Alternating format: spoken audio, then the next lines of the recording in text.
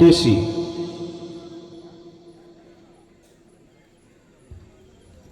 ആത്മീക അർഹതാവസ്ഥയ്ക്കും ആത്മീയ അധപതനത്തിനും വിവിധ തരത്തിലുള്ള ആത്മീയ ഞരമ്പ് രോഗങ്ങൾക്കും പ്രതിവിധി നിർദ്ദേശിക്കുന്ന ഒരു മനോരോഗ വിദഗ്ധ ഇന്നു മുതൽ നമ്മുടെ ബെതേസ്ദ ഹോസ്പിറ്റലിൽ ചാർജ് എടുത്തിട്ടുണ്ട്. പ്രശസ്ത മനോരോഗ വിദഗ്ധയായ ഡോക്ടർ ഏഞ്ചലീന ഡിസൂസ ഇന്നു മുതൽ രോഗികളെ ചികിത്സിക്കുന്നതാണ്. ആർക്കെങ്കിലും പാഠത്തെ കാണണമെന്നുണ്ടെങ്കിൽ മുൻകൂട്ടി പേര് രജിസ്റ്റർ ചെയ്യേണ്ടതാണ്. ഇത് തികച്ചും സാങ്കല്പികമായിട്ടുള്ള ഒരു സ്കിറ്റാണ്. കഥയും കഥാപാത്രങ്ങളും തികച്ചും സാങ്കല്പികം മാത്രം.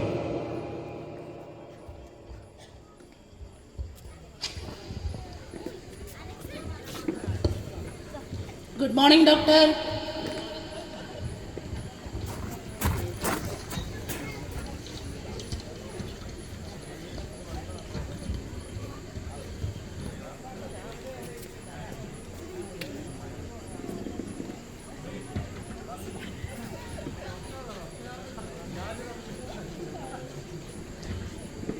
ഡോക്ടറെ പേഷ്യൻസിനെ വിളിക്കട്ടെ.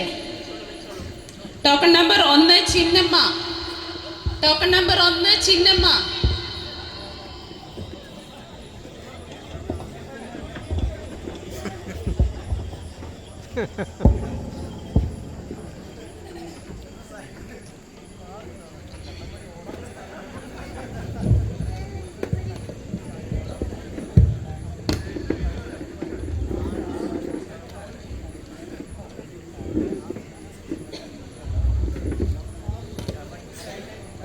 എന്താ പേര്? എൻ്റെ പേര് കുഞ്ഞൻ ചിന്നമ്മ. എത്ര വയസ്സുണ്ട്? ഡോക്ടറെ എനിക്കിപ്പം 67 വയസ്സായി. 67 വയസ്സ്. എന്താ ചിന്നമ്മയുടെ പ്രശ്നം? എൻ്റെ പ്രശ്നം എന്ന് പറഞ്ഞാൽ പ്രശ്നമാണോ എന്ന് എനിക്കറിയത്തില്ല. എന്നാൽ ഡോക്ടർ പറയണം എനിക്ക് പ്രശ്നമാണോ എന്ന്.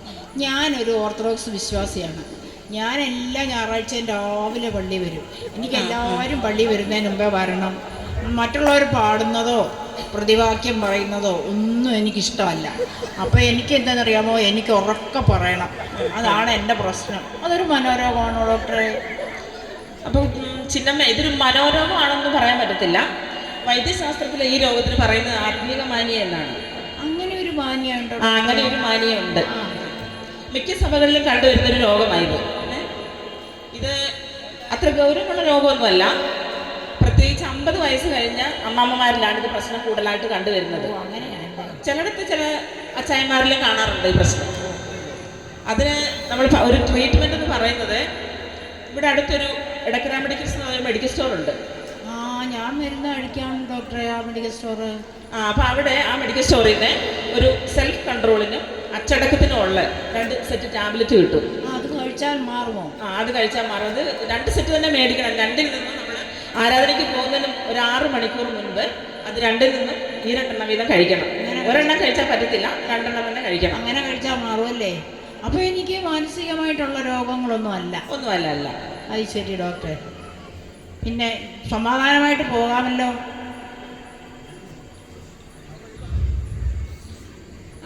മാനരോഗമൊന്നുമല്ല, സമാധാനമായിട്ട് പോകാം. എന്നാൽ ശരി ഡോക്ടറെ, പോകട്ടെ. ഓക്കെ.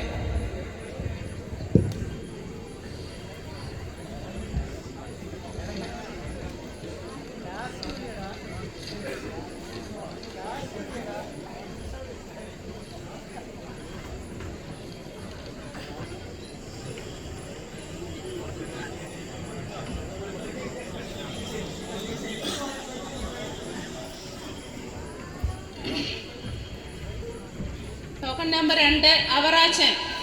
Token number 2 Avarachan.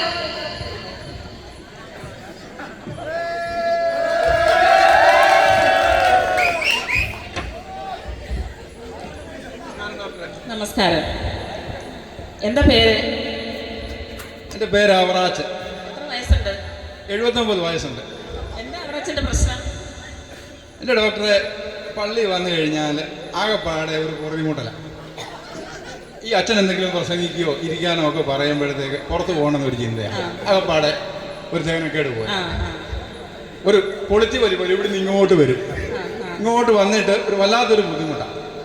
അച്ഛനെ വചനശുശ്രൂഷ സമയത്ത് ഇരിക്കാനൊക്കെ പറയുമ്പോൾ എനിക്ക് പുറത്ത് പോകണം. യാതൊരു കാരണവശാലും പള്ളിക്കകത്തിരിക്കാൻ വലിയ ബുദ്ധിമുട്ട്. ഇതൊരു അസുഖമാണ്. അപ്പൊ ഈ കൊളുത്തിവലിയാണ് അവറാച്ചന്റെ പ്രശ്നം. അതെ അതെ അതെ പ്രത്യേകിച്ച് ഈ വചനം കേൾക്കുമ്പോഴാണ് ഈ കൊളുത്തിവലി കൂടുതലായിട്ട് കാണുന്നത് അതെ അല്ലേ? അതെ അതെ. അപ്പൊ ഇത് സാധാരണയായിട്ട് 30-35 വയസ്സ് കഴിഞ്ഞ് ചെറുപ്പക്കാരിലാണ് ഈ പ്രശ്നം കൂടുതലായിട്ട് കണ്ടുവരുന്നത്. ഞാൻ അങ്ങനെ കണ്ടിട്ടുള്ളത്.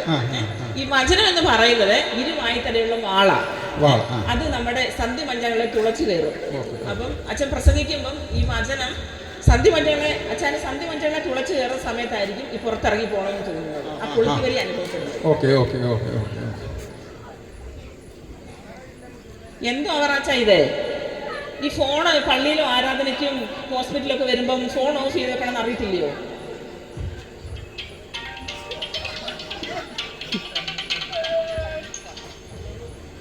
എൻ്റെ ഡോക്ടറെ, ഇതെൻ്റെ മോനെ അമേരിക്കയിൽ നിന്ന് അയച്ചു തന്നതാണ്. ഇതെനിക്ക് ഉപയോഗിക്കാനൊന്നും മര്യാദയ്ക്ക് അറിയത്തില്ല. അവൻ പറഞ്ഞിരിക്കുന്ന, അവൻ വിളിക്കുന്ന സമയത്ത് ഇതിലൊരു പച്ച കത്തും. അപ്പോൾ അത് മേലോട്ട് പിടിച്ച് തെള്ളിയാൽ സംസാരിക്കാമെന്ന് പറയും.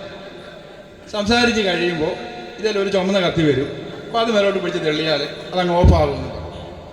അപ്പോൾ എനിക്കിത് കൂടുതലായിട്ട് നമ്മുടെ വീട്ടിലുണ്ട്, മറ്റേ വള്ളിയുള്ള ഫോണൊക്കെ ഉണ്ട്. പക്ഷേ അത് നമുക്ക് കൊണ്ട് പള്ളിയിലെങ്കിലും വരാൻ പറ്റത്തില്ലല്ലോ. അപ്പോൾ അതുകൊണ്ട് ഇതും കൊണ്ട് ഇങ്ങനെ നടക്കുക. അപ്പം അവറാച്ചനായി പള്ളിയിലും ഹോസ്പിറ്റലൊക്കെ വരുമ്പോഴേ അവിടെ കുഞ്ഞു പിള്ളേർ കാണും. പള്ളിയിൽ നമ്മൾ വരുമ്പോൾ കൊച്ചു പിള്ളേർക്ക് വരെ ഇതിൻ്റെ ABCD എല്ലാം അറിയാം. അപ്പോൾ ആ പിള്ളേരോടൊന്ന് പറഞ്ഞാൽ മതി, മോനെ ഇതൊന്ന് സൈലൻ്റ് ആക്കി തരാൻ അല്ലെങ്കിൽ ഓഫ് ആക്കി തരാൻ പറഞ്ഞാൽ മതി. അയ്യോ, എൻ്റെ ഡോക്ടറെ, മോൻ പറഞ്ഞിരിക്കുന്ന ഈ ഫോൺ കൊച്ചുങ്ങളുടെ കയ്യിലൊന്നും കൊടുക്കരുതെന്നാണ്. അവന്മാരിത് കിട്ടിയാൽ ഉടനെ കളിയാണ്. അപ്പോൾ അതുകൊണ്ട് അവരുടെ കൊടുക്കരുതെന്നാണ് പറഞ്ഞിരിക്കുന്നത്. അപ്പോൾ അവറാച്ചൻ്റെ മക്കൾ എപ്പോഴാണ് വിളിക്കുന്നത്? അവർ വൈകുന്നേരങ്ങളിലാണ് വിളിക്കുന്നത്. അപ്പൊ അവറാച്ചന്റെ പ്രശ്നം എന്ന് പറയുന്നത് കൊളുത്തിവലിയാണ്. അതെ അതെ അതെ അതെ. അതിനുള്ള മരുന്ന് പറയുന്നത് വചനമാണ്. അത് മാത്രമേ ഉള്ളൂ ഇതിന് പ്രതിവിധി. അപ്പൊ ഈ വചനം എന്ന് പറയുന്നത് മായമില്ലാത്ത പാലാണ്. പാല്. അപ്പം അവറാച്ചന്റെ വീട്ടില് ഇച്ചിരി ദഹനവെള്ളം വല്ലതും എടുക്കാൻ കാണുമോ?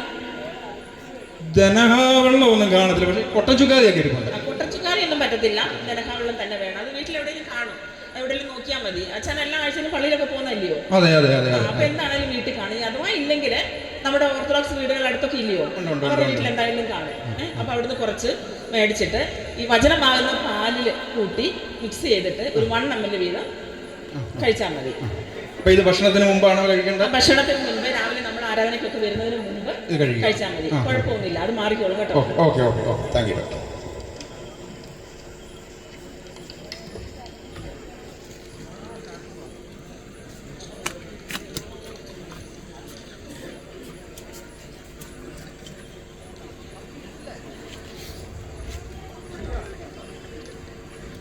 എന്തുവാ സിസ്റ്ററെ ഇപ്പം പറഞ്ഞു തന്നെ ഉള്ളങ്ങോട്ടെ ഈ ഫോൺ നോക്കുന്ന കാര്യം?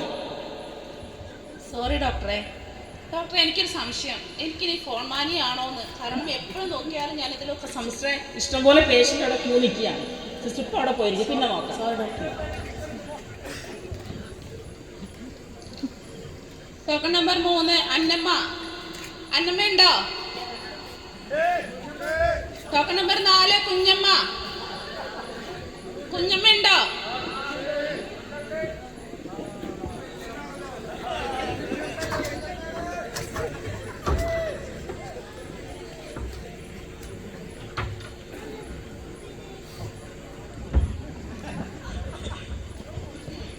എന്ത് പേര്?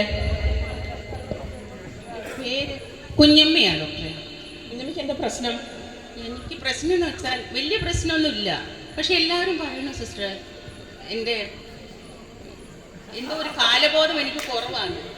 അതെന്താ ഡോക്ടറെ സ്ഥലകാലബോധം? ഇതാരെ കൂടെ വന്നിരിക്കുന്നേ? അയ്യോ, ഇത് എനിക്ക് പറ്റിയൊരു അബദ്ധമാണ് എൻ്റെ ഡോക്ടറെ. എൻ്റെ മരുമോളാണ്. മരുമോളായോ? ഓക്കെ. അപ്പൊ കുഞ്ഞമ്മയുടെ പ്രശ്നം എന്ന് പറയുന്നത് ഇപ്പൊ എത്ര വയസ്സുണ്ട്?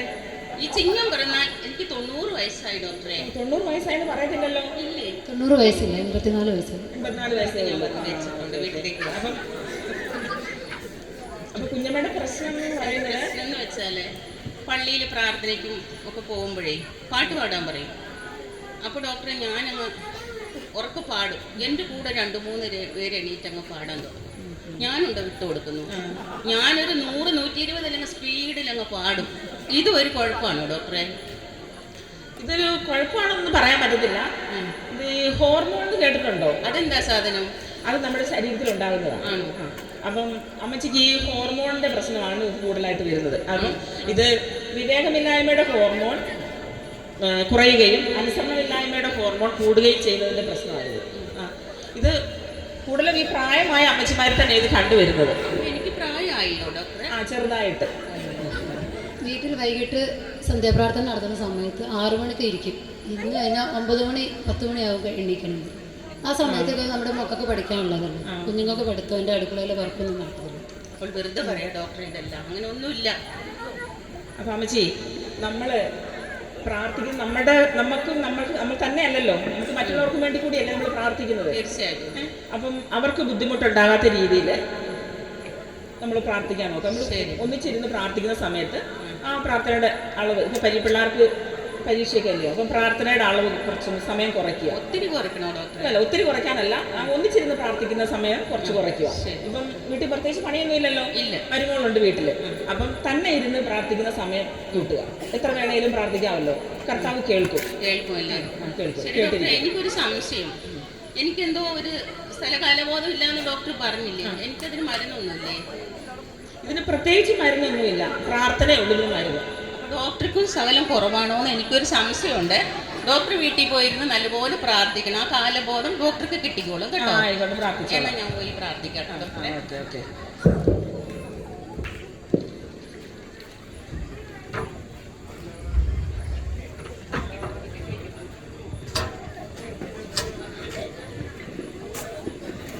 പുറത്ത് ക്യൂവിൽ നിൽക്കുന്ന രോഗികൾ നിശബ്ദരായി നിൽക്കുക. ഡോക്ടർ നിങ്ങളെല്ലാവരെയും പരിശോധിച്ചതിന് ശേഷമേ ഇവിടുന്ന് പോകുള്ളൂ. Token number 5 John. Token number 5 John.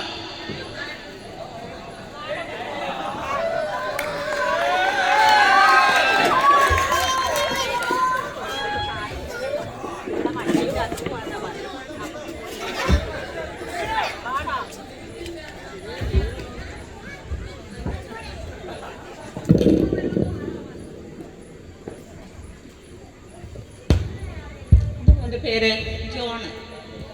എത്ര വയസ്സായി? 14 വയസ്സ്. എന്താ മോൻ്റെ പ്രശ്നം? എന്താ മോനെ? മോനെ പ്രശ്നം എന്ന് പറയുന്നത് എൻ്റെ ഡോക്ടറെ ഒന്ന് പറയണ്ട.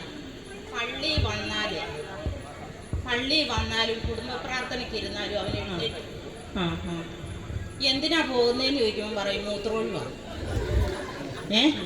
മൂത്രമൊഴിവ് മാത്രമല്ല, ഈ പള്ളിയിൽ നിന്ന് എഴുന്നേറ്റ് പോകുമ്പോൾ ഒരു സെറ്റ് പിള്ളേരെയും പിടിച്ചോണ്ടാണ് പോകുന്നത്. എന്താ മോനെ ഇങ്ങനെ? പള്ളിയിലിരിക്കുമ്പോൾ പോകാൻ തോന്നുന്നു. അങ്ങനെ അങ്ങ് പോകാൻ തോന്നുന്നതാണോ? അത് എപ്പോഴായി പോകാൻ തോന്നുന്നത് കൂടുതലായിട്ട്? പ്രസംഗത്തിന്റെ സമയത്താണല്ലോ.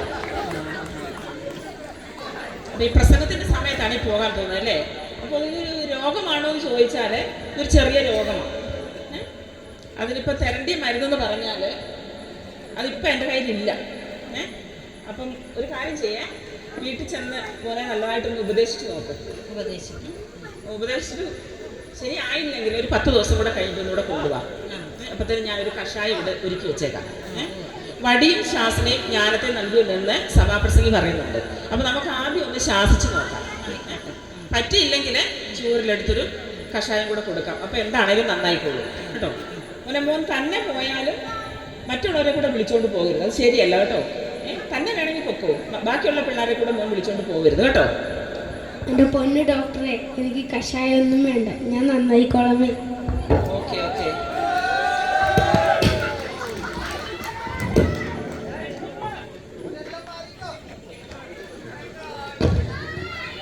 രോഗികളെല്ലാം കഴിഞ്ഞു, റൗണ്ട്സിന് പോകാം. പോകാം, റൗണ്ട്സിന് പോകാം.